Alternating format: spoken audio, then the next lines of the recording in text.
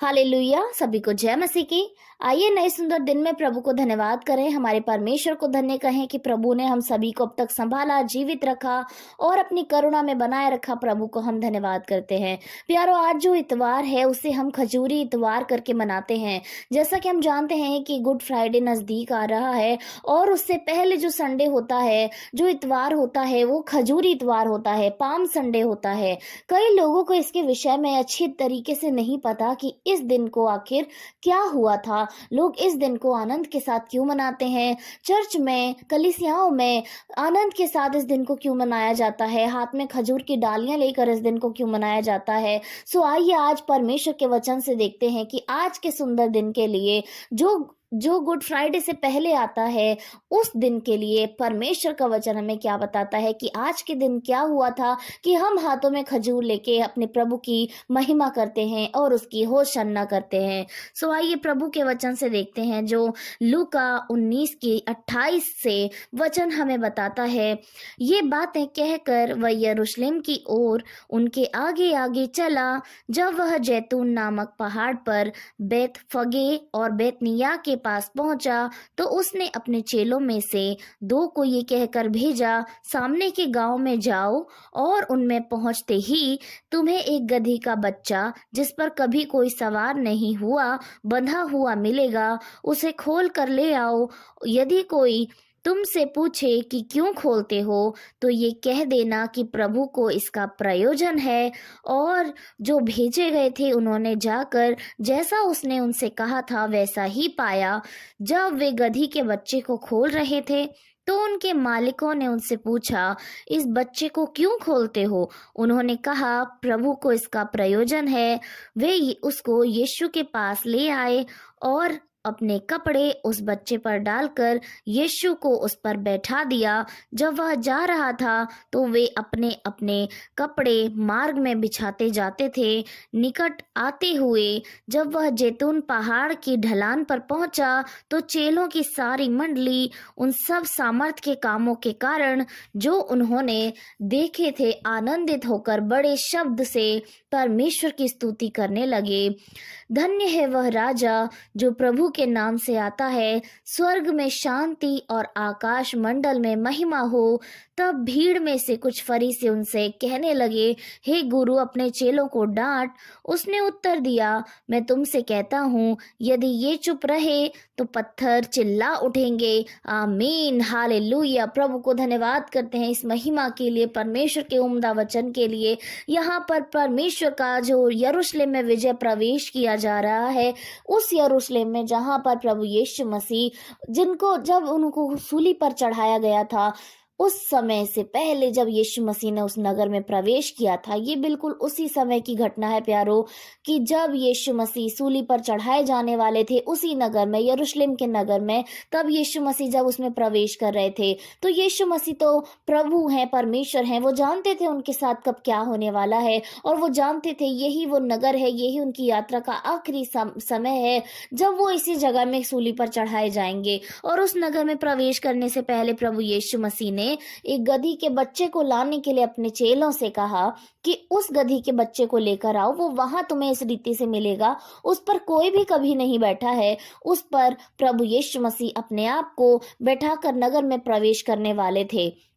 अब यदि हम देखें तो एक गधी के बच्चे के विषय में बाइबल धर्मशास्त्र हमें बताता है कि यीशु मसीह गधी के बच्चे पर बैठकर यरूशलेम में उन्होंने प्रवेश किया। सो ये गधी ही क्यों? ये कोई और जानवर भी हो सकता था, ये कोई बड़ा जानवर हो सकता था, लेकिन यहाँ गधी के विषय में यदि हम पढ़ते हैं तो हम वचन से समझ सकते हैं कि गधी के बच्चे को लोग तुच्छ जानते हैं, गधे को लोग तुच्छ जानते हैं। हालांकि वो बोझा उठाता है, वो बहुत बोझा उठाता है, और पुराने समय में गधे का ही प्रयोग किया जाता था कि वो मनुष्य के बोझे को उठाकर दूर दूर देशों में ले जाया करता था। सो यहाँ पर गधे के विषय में जब हम देखते हैं तो एक गधे को अब तुच्छ जाना जाता है, उसको एक अच्छे बेहतर रूप में नहीं जाना जाता। यदि हम संसार में किसी को क्रोध में आकर कोई गलत बात बोलना चाहें तो उसे एक गधा, एक गधी कह के पुकार देते हैं। सो जब इसको नीचे नजरों से देखा जाता है तो प्रभु यीशु मसीह ने इसका प्रयोग किया कि प्रभु यीशु मसीह कभी भी किसी का भी प्रयोग अपनी महिमा के लिए कर सकते हैं प्यारो। चाहे वो कोई मनुष्य हो जिसे संसार तुच्छ नजरों से देखता है, जिसे लोग समझते हैं ये तो मूर्ख है, लेकिन प्रभु उसका प्रयोग कर सकते हैं प्यारो। और जब वो उसका प्रयोग करते हैं प्यारो तो सच में वो वस्तु धन्य हो जाती है। और प्रभु का वचन कहता है जब यीशु मसीह ने नगर में प्रवेश किया तब प्रभु यीशु मसीह के जो चेले थे जिन्होंने उसके सामर्थ के कामों को देखा था, वो प्रभु यीशु मसीह की बड़ाई करने लगे, वो परमेश्वर की स्तुति करने लगे और कहने लगे धन्य है वो राजा जो प्रभु के नाम से आता है, स्वर्ग में शांति और आकाश मंडल में महिमा हो। यस, वो राजा जो प्रभु के नाम से आता है, यानी यीशु मसीह जो परमेश्वर के नाम से आए, कि यीशु ही परमेश्वर का बेटा है और वो हमारे कष्टों को अपने ऊपर लेने के लिए आया है, जैसा धर्मशास्त्र में बहुत सालों पहले ही भविष्यवाणी की गई थी। सो प्रभु यीशु मसीह के चेले उसकी आराधना करने लगे, उसकी स्तुति करने लगे और वो ऊंचे शब्द से प्रभु यीशु मसीह की महिमा करने लगे, उस परमेश्वर की महिमा करने लगे जो स्वर्ग में शांति और आकाश मंडल में महिमा के योग्य है, उसकी स्तुति करने लगे। और जब वो ऐसा करने लगे तब भीड़ में से कुछ फरीसी जो थे, जो उससे डाह करते थे यीशु मसीह से, क्योंकि हम जानते हैं जब यीशु मसीह से बड़े बड़े चमत्कारों को किया करते थे तो सबसे बड़े उनके जो दुश्मन बने वो सदूकी फरीसी ही बने थे। और इस समय में जब यीशु मसीह की वो महिमा कर रहे थे, उसकी स्तुति कर रहे थे, तो फरीसियों को बहुत बुरा लग रहा था और वो उनके चेलों को डांटने लगा कि अपने चेलों को डांट अपने चेले को कि वो इतना शोर क्यों कर रहे हैं, यानी इतनी बड़ाई प्रभु की क्यों कर रहे हैं। तब यीशु मसीह ने उसको उत्तर दिया, मैं तुमसे सच कहता हूँ यदि ये चुप रहे तो पत्थर चिल्ला उठेंगे। यस, क्यों? क्योंकि यही वो अंत का समय था प्यारो, यही वो समय था जब प्रभु यीशु मसीह अपने प्राणों को सूली पर हमारे लिए देने वाले थे, या ये कहें कि प्रभु यीशु मसीह हमको जीवन दान देने वाले थे। और यदि उस समय में वो ही लोग प्रभु की धन्यवाद नहीं कहेंगे, प्रभु की स्तुति नहीं करेंगे, तो वाकई में वो पत्थर चिल्ला उठेंगे जो प्रभु यीशु मसीह के शब्द से बनाए गए हैं। हालांकि उनके हाथों की रचना हम हैं, सो हमें उसकी होशन्ना करना जरूरी है, हमें उसकी महिमा को करना जरूरी है। और उस समय में भी जब हमने अपनी आत्मिक आंखों को खोलकर, यानी यीशु मसीह के चेलों ने अपनी आत्मिक आंखों को खोलकर ये जाना, ये समझा कि वो स्वर्ग का परमेश्वर आज हमारे बीच में है और वो हमारे लिए मृत्यु को प्राप्त करने जा रहा है इस समय में, इस नगर में। सो उसकी होशन्ना करना जरूरी है और ऐसा ही करना उनके जीवन के लिए उचित भी था। सो इस समय में हमने जो इस घटना को देखा कि यीशु मसीह ने यरूशलेम में विजय प्रवेश किया, ये विजय प्रवेश इसलिए था क्योंकि इस समय में प्रभु यीशु मसीह ने संसार पर विजय प्राप्त करने के लिए इस सफर को तय किया था। और यीशु मसीह ने संसार पर ही नहीं, हमारे जीवनों पर वरन मृत्यु पर भी विजय को प्राप्त किया था प्यारो, ऐसा हम जानते हैं।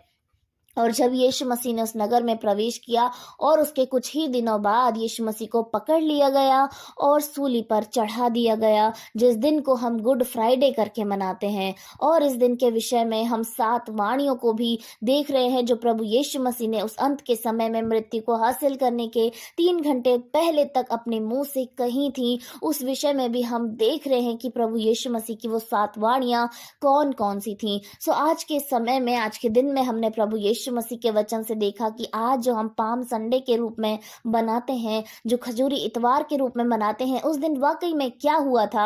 उस दिन ये हुआ था कि यीशु मसीह ने गदही के बच्चे पर बैठकर बहुत बड़ी भीड़ के साथ और अपने चेलों की स्तुति और महिमा के साथ यरूशलेम में प्रवेश किया था। और ये प्रवेश स्पेशल महान इसीलिए था क्योंकि उसी नगर में आकर यीशु मसीह ने हमारे लिए क्रूस की मृत्यु को सहा और उसी नगर में रहकर यीशु मसीह ने सूली पर चढ़े और हम सभी को जीवन दान दिया। वरन सिर्फ सूली पर चढ़कर मृत्यु को ही हासिल नहीं किया, परंतु यीशु मसीह ने उसी जगह में मृत्यु को पराजित भी किया और तीसरे दिन जी उठकर यीशु ने मौत पर विजय को प्राप्त किया। परमेश्वर आज के वचन से सभी को बहुत ऐसे आशीष दे और सभी को जय मसीह की।